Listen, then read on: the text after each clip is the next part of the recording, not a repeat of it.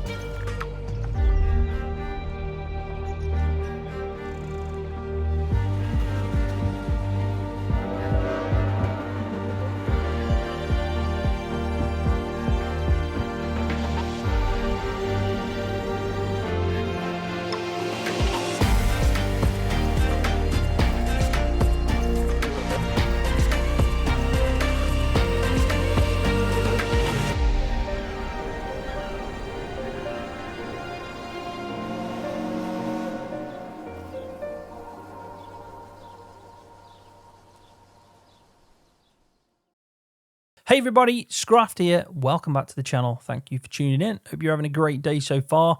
Also, want to just quickly say happy Halloween, everybody. If you've watched my Halloween special yesterday, hope you enjoyed that. Put a lot of bloody work into that one, and it took a long time to render because, yeah, I kind of went overboard with the effects. But I think it paid off. It was a good video, so thank you so much for that and the comments I got on the video. But we are now focusing on FS25. I am doing this a day earlier. You might also hear a bit of an echo in the room because doing a few changes, ready for FS25. I did say that in previous kind of videos that I've done, but you might hear an echo. And I'll go into depth on like the change I'm doing soon on like just normal Let's Play videos when we can have a better chat. But I just want to say if you can hear a bit of a reverb and stuff like that, it is because my room's got less stuff in it right now because I'm kind of doing a bit of a transition ready for FS25, which hopefully will be super cool. But anyway, let's focus on FS25. We're doing our FS25 update video a day earlier, and that's because really holding off till Friday when I've got something that I really want to talk about, just for some screenshots, you know, just for the fact sheet Friday, it's just not worth it. So I'm going to just crack on, get out so the information we've got now. You've probably just seen at the start of the video that we've had a trailer for the map Hutan Pantai. We've already seen Riverbend Spring map trailer. We've seen a few other trailers, feature trailer and all that good stuff. But yeah, it's shown up. Now, I'm not going to go in depth on this one. You just watched it. You can dissect it by going through it, watching it again. It's not a bad map. It looks all right. It's definitely different. I will say that.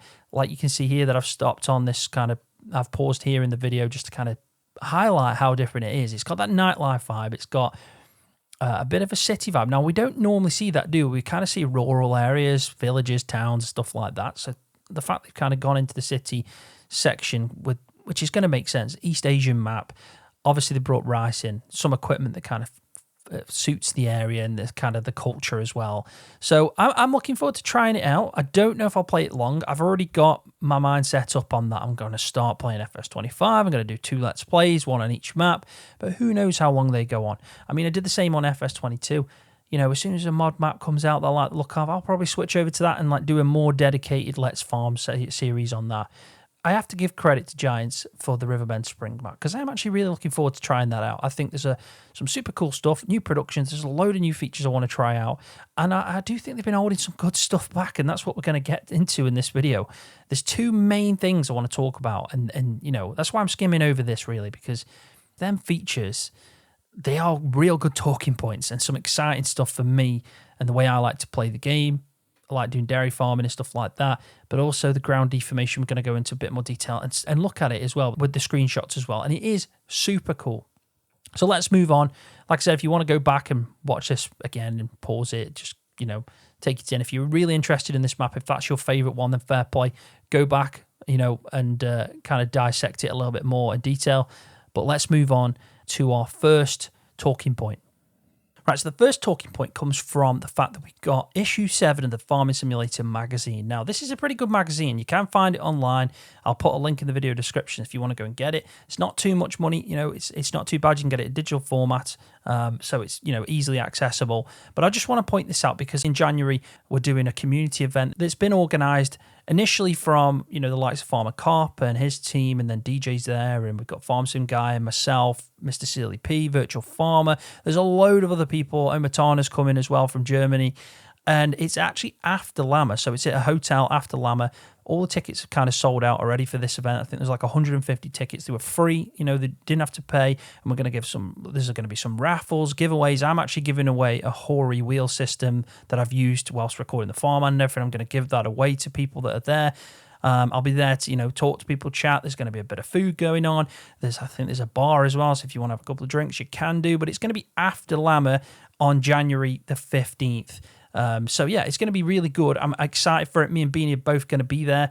If you are attending, you see me at Llama or you see me at the after event, yeah, please just stop and say hello. But I thought it was really interesting because we never got confirmation that Giants were going to attend Llama this time around. It was a success last time around, but as you can see here, they've got a bit of a roadmap going on for upcoming events. Normally, it kind of ties in with the Farming Simulator League that they do, but you can see that Llama is something they are attending in January, so that's super cool. So there should be a section, a booth again for Farming Simulator. FS25 will be out by then as well. So yeah, Llama is a confirmed event. I just wanted to point that out to anyone that's interested in going. I'll be there, Beanie will be there, a load of other content creators will be there. So yeah, stop on by, say hello to me if you're there. So we've kind of scrolled up on the PDF that I got sent for the magazine. It's page 14 and 15, so if you're on it, have a good read. There's a lot of features in this about FS25. I'm not going to delve in it too much because obviously I don't want to show off the whole magazine. That'd just be kind of really wrong for me to do for Giants, obviously with it being a thing that they've put a lot of time and effort in. But I do want to point out this, which is something that a lot of other content creators have spoken about, and it is confirmed, which is going to be dynamic pastures, basically, in fields, which is insane. It is insane, this is console as well. You got to think this is not just for PC. Console players are going to have this as well. But let's read through it. So we go down to here, living lawnmowers and dynamic pastures. So it says, why bring food to your grass-feeding animals when you can bring your cows, sheep, etc., so that'd be goats and any other creature that's going to be grazing, to a meadow and have them eat the fresh grass there? Now you can. The Dynamic Pastures feature lets you place fences on any large meadow and grass field you own. This can now be used to feed your animals straight from Mother Nature.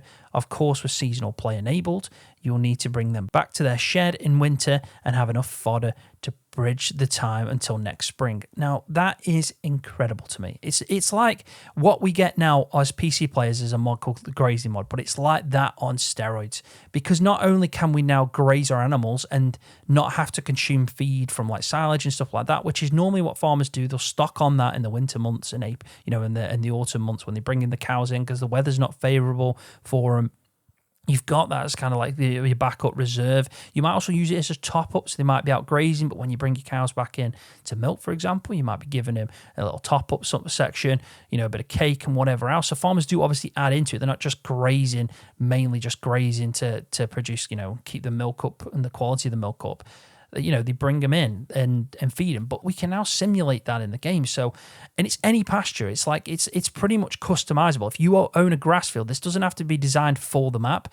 You can just put some fences around, and then it's some way. I don't know exactly. We haven't seen the details of this, but in some way you can then turn that section where you fenced off into a pasture for your cows, your sheep, your goats, and so on. And then the cows can go in there and graze. And then as it grazes, you'll probably visualize the fact that grass has been grazed. You can see the difference here from the grass there. It looks pretty long, but then you look in this section, it looks like it's been obviously grazed away. So it's going to be brilliant that we can just take our cows out in the summer. They can feed off the grass. We can start making the feed to kind of stock up on for the winter. And then at some point, if you're playing with seasons, it's already, as it says, if you're playing with seasons, you can bring your cows in or your sheep in or whatever, and then you can start giving them your silage, whatever you've made, a bit of hay, and so on. I love that. I absolutely love that. I'm super excited for it. I have said a few times that I'm waiting for stuff like that with animals. I think after FarmCon, I was like, I'm waiting for animal news. And then we got the news about baby animals, and I was happy about that. But this is something I'm really happy about. To have this in base game and let console players also have this is a massive thumbs up from me to Giants.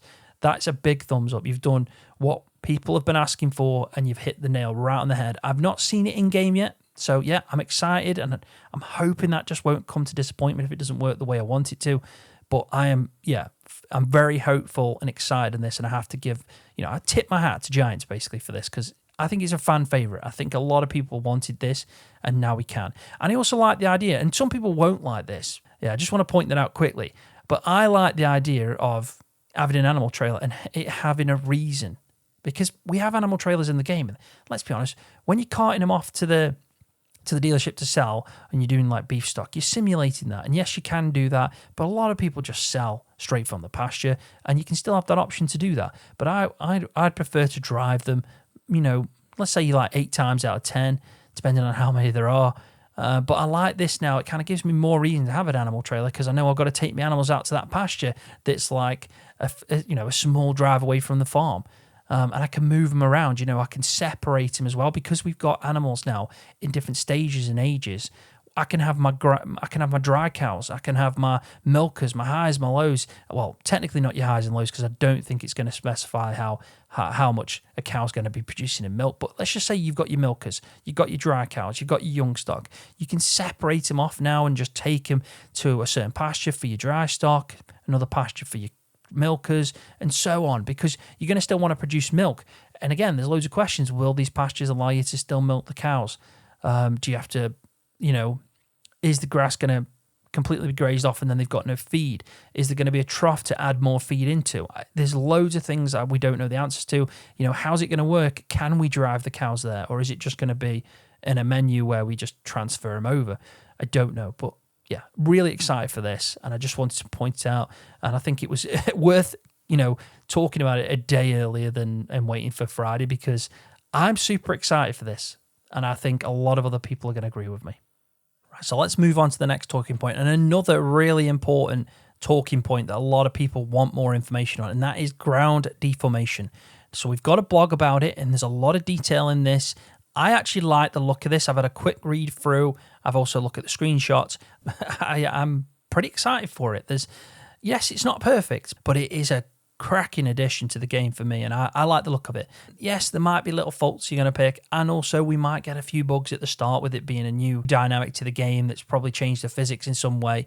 Probably going to see a few bugs. Like, it's just inevitable. I do think that. But at the same time, I think they've done a good job. But let's read through it. Ground deformation preview.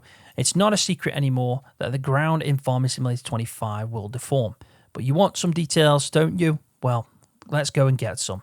Alongside new screenshots visualizing how the ground will deform, senior software engineer Eddie Edwards, that's a cracking name, that is. I mean, you can, if you remember his first, you remember his second. From Giant Software, we'll go further into detail on how it actually works. So, Eddie tells us about you and your position first. What's your role? I'm one of the senior engineer programs of Farming Simulator. I've been at Giants since the early days of FS13. I created the original PlayStation 3 port, and I have been responsible for other ports of the Giants engine to PS4 and PS5, Switch and iOS. I'm very much the PlayStation guy and at the company, but I also work on cross-platform engine technologies such as density maps, rendering, shader compiler, some physics and audio, and etc. There's not much in the Giants engine that I haven't worked on to some extent over the last 12 years, and in particular, of course, I created the new technologies that bring us ground deformation for FS25, the improved density map system, the new terrain geometry system, and the terrain visual texturing system. So, firmness and viscosity. A lot of people might not know what viscosity is, so I'll just quickly explain that. A viscosity is basically when, imagine if you made thick gravy or custard. If you've got it too runny, it's less viscous. If you've got it too thick and gloopy, that's more viscous. So there's more viscosity to it. So depending on the ground type, the deformation and compression of the soil is dependent on multiple factors. Take a look.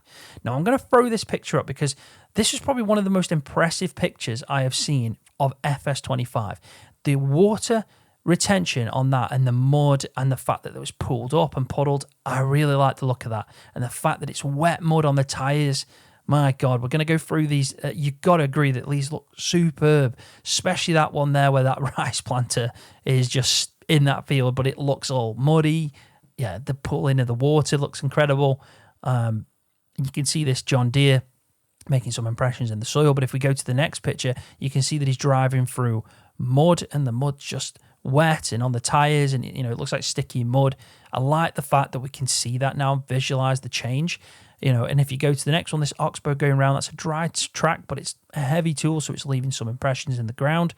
And then you finally go to the case, the big tracks, and you can see that soil's kind of dried off. So you can see the change there between like the wetness and the dry. And I think what they're pointing to is there's going to be a load of factors. It's how heavy the machine is, the actual ground type. So is it gravel? Is it concrete? Is it soil? Is it wet? Is it dry? And so on. So we carry on here. Which factors define how the ground deforms? A number of factors affect this. Firstly, every ground type has a different level of firmness and viscosity. Tarmac cannot be deformed at all, for instance, while mud can be deformed a lot due to the different firmness. And driving on snow instantly crushes it, while driving on mud causes it to compress over a longer time due to different viscosity. See, that's insane. That's I really like the fact that they've gone into detail there, and the physics is there for it, and it's bang on. You can't obviously deform tarmac, and mud will be deformed a lot different to kind of snow because of the firmness of it. So snow instantly crushes, which you'd expect. So it kind of goes down and deeper, whereas mud kind of packs on each other, and you're kind of like rolling it down. In effect, it's going to take time unless it's really wet, and then it'll just be too sloppy and it'll be dead easy. Also, if the ground is wet, this affects the deformation as well, which is what I've just referred to. Which vehicles you are driving also affects the deformation. The weight of the tractor and the width of his tyres both affect the reaction of the terrain, and a slower moving vehicle will sink faster than a faster moving vehicle. I mean, we've all had a fault with this ground deformation at some point, including me. I've said it after FarmCon, we've not seen enough. I don't know if it's going to be right and stuff like that. But now we've got the information. I mean, it looks like they've put a lot of time and effort into it. They've thought about it a lot. We've got physics that's taking into account firmness of the ground, viscosity, is the ground wet? Is it tough? I mean, and the fact that it's also taking into effect the tire size, the weight of the vehicle, how fast the vehicle's moving. I think it's really clever, and I can't wait to see it in game. But let's look at these, because these pictures stand out to me as well. We've got confirmation here that technically it's not just the ground texture you could see it as. I know it's all changed and we've got the physics of ground now, and it's not just a layer that's painted over. But before I was thinking, is it just going to be soil? Is it just going to be gravel and stuff like that? But we're getting this proof now that it's actually fill types as well. So if you had a pile of grain, you should be able to deform that as you drive over it. And the same goes for snow, because snow has always been a fill type that we can tip to the ground, that we can pick up with buckets, that we can kind of blow away with a straw, with a snow blower and stuff like that. So it has to be a fill type for us to clear off. And as you can see from these 4 pictures now, this John Deere circling around, you can see that it's deforming the snow. Like, really nice detail to that as well. It's not like it's just, it don't make sense. It's properly deforming the snow. I like the look of that. I also think that a lot of the people that have been very doubtful will like this as well. I think you've got to say at some point that this looks pretty good. Yes, it's not perfect. You can't be thinking this game's going to be like SnowRunner or something like that. It's just not. But I like the look of it, and I think Giants have done something really good here for the game, and it is actually hyping the game. And I'm excited to try it out and see it in first hand. So how does ground deformation affect gameplay? What will players feel? For the first time, FS25 gives a real physical response from the train. You will feel the tractor bumping over the ground, which is important, I think. The fact that it's not just these bumps are there and you don't feel them. You'll see the bumps, and then when you drive over them, you're starting to see the shaking cab, or outside a cab, you can see the tractor moving because of it. So I like the fact we've got physics going on there as well. And you will see it creating ruts and tracks. And if you go back and drive over those ruts and tracks, you'll feel the effects from them as well, which again is what everyone wanted. Because yes, I know it vanishes over time. Like if you jump out and then jump back into your save game, and you've been trying to purposely just try this out, like I'll probably do it in a gate. I'll wait till it's raining and try it out in a gate entrance. I'm just going to keep driving in and out and see if it gets like deformed and muddy, and I feel the ruts and it's getting a little bit bumpy. And yeah, I'm going to jump out the game and come back in again and see if it's still there. That's one thing I want to try out. It's also harder to steer if you have dug into the ground, just as it is in real life, which is, again, something really good. And they're looking at the physics of how a tractor kind of performs when you're stuck in a big rut that you've created and it's a muddy area, for example. Driving in rain will be more difficult than driving when it's sunny. Your tyre configuration now has a greater effect too, and you may need to consider which tyres are best for use for different seasons and different types of field work. I think that's a big plus. I think a lot of people are going to be happy about that as well. There's so many positives in this one. This is why I wanted to do it a day early, because people are going to actually think about the tyres now as well, thinking it's wet outside, I'm going to get in that field, the ground's soft, do I need different tyres, do I want to spread out the load and stuff like that, I'm going to sink into the ground more, because of that it's going to be more difficult to kind of work in the field, I'm going to dig into it more, the steering's going to be more difficult, so I'm going to get bigger tyres, wider tyres, maybe duals on the back, just to kind of spread that load so I'm not sinking into the ground as much. I love the fact that we're doing that now. We have to think as players about the tyres. I mean, a lot of people have thought that. Let's be honest, in FS22 and FS19, tyres were just there for a visual effect, in my opinion. Like, did you prefer them? Like, did you prefer the Trelleborgs, or did you want to go with the Michelin? It's always just been for show. We've never really had the physics to back it up, and now we kind of have. So I think that's a great positive for the game. I mean, I have to say, this is probably one of the best blogs I've read. There's a load of details coming out from it, and yeah, I think we've all wanted this for some time now, and they have kind of saved the best till last. But not only does ground deformation change, the visual effects of the ground and what we're driving through and the physics and if it's wet and all that stuff we just read, it actually changes ploughing, which you'd expect because we're turning the soil. And that top layer is going to get deformed, isn't it, as you drive over it with a plough? The furrows that you create and the fact you turn your soil 180 really. So let's read a bit of that because it does go into detail. While the deformation on the soil is individual to the machines, their weight and other conditions, one field actively in particular will probably feel a whole lot different in Farming Simulator 25. What kind of machines/equipment will showcase ground deformation best? Ploughing is a new experience now. The plough creates real physical furrows which can not only be seen more clearly on screen but also affect the tractor when driving over them. Also, machines with caterpillar tracks come into their own now as they can handle uneven ground so well. I mean, a lot of players are going to be happy about that. I mean, you can see, I'll put these pictures up, we'll go through them one by one. The first one, you can see that them furrows are being created as the plough's digging in. There's a tiny bit, probably ground deformation coming off the soil with the tyre first, but then obviously you're turning that over and it's making a big difference. And you can see that from behind in the second one. And then if we go to the next one, I like this one because it's kind of looking at the details from the actual engine side of things. So you can see that it's actually turning that. It's not just a texture that's going on after it's like applied. Oh, we've gone over that. This is applied. A bit like when we mow, we see just that's cut grass and there's no transition really. It's just instant. It's instant. You cut grass from having like long grass. But we can see it transitioning as we go through. It's a nice smooth effect. And then you've got this final picture here on the side. This big tractor, this big John Deere 9R, I think it is. Yeah, going through and doing the forest. So ploughing's going to be interesting now. Look a lot more realistic. Do you know what I would love to see?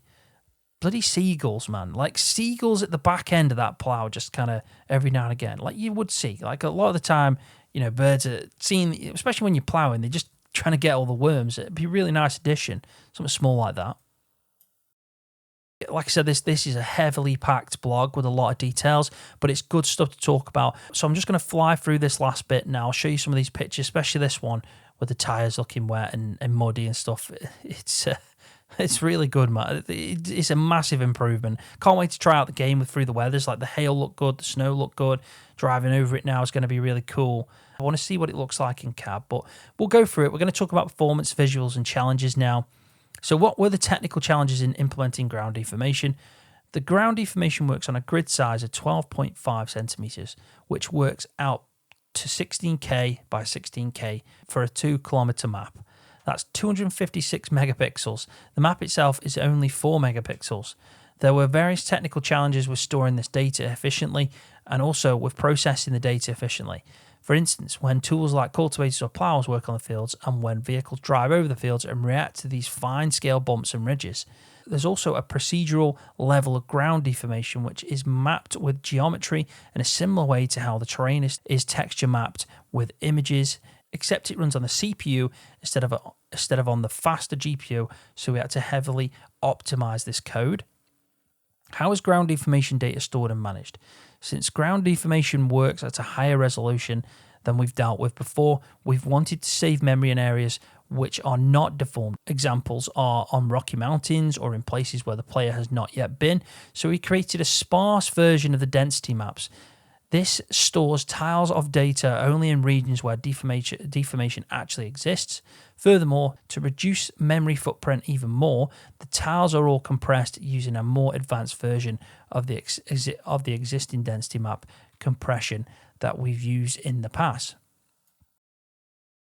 I mean, a lot of this stuff is just like, modders are going to understand it. Like Oxy be reading that going, yeah, that makes a lot of sense. But does it make sense to the general player? Probably not too much. I mean, I'm just going to say a lot of that's going over my head. But I'll leave it up, and if you are interested, you can read through it. So tell us about your optimized deformation physics for performance. So I'll let you read through that. It is quite detailed in depth, but it's answering a lot of questions probably some modders have. Also, some people that kind of maybe want to know the details, the finer details of how this is going to work. The last question he gets asked here is, what do you personally like the most about ground deformation in the game? And he's answered by saying it was very rewarding experience to implement all these new technologies, and I love the fact that the result is not only a better visual experience for the player, but also that it interacts with physics and gameplay in such interesting ways, making FS25 a much more interesting and realistic simulator than ever before. And I think that's the main point here. It is a simulator, Giants. We play a farming simulator. We want it to be like that. And this time around, you focused a good amount of time, I think, on making it still a simulator and not just an arcade game. And that's what I've always wanted. As someone that tends to play the realistic way, I want you to focus on that. So I'm happy with this. I think there's a lot of details you've given out. Very content, very excited to play the game. And yeah, with the ground deformation and what we've learned about the animals as well and the pastures, I'm pretty excited right now. But I'll throw up this last image because I just really like the look of this image with that water sitting on there. I think it looks so much better. And we all know that when FS25 comes out, we're going to see this firsthand, try it out firsthand as players. But yeah, let me know what you think. Is this the best vlog that we've seen so far? For me, it has to be. I think, it's answered a lot of questions, built the hype. And with us having pastures and grazing, FS25 looks really good. And I can't wait to start playing it. It's not long now, not long at all. But yeah, let me know what you think in the comments section. Hit that thumbs up if you've enjoyed the video and you found it informative. Subscribe to the channel if you're new, and I'll see you in the next one. See you, everybody.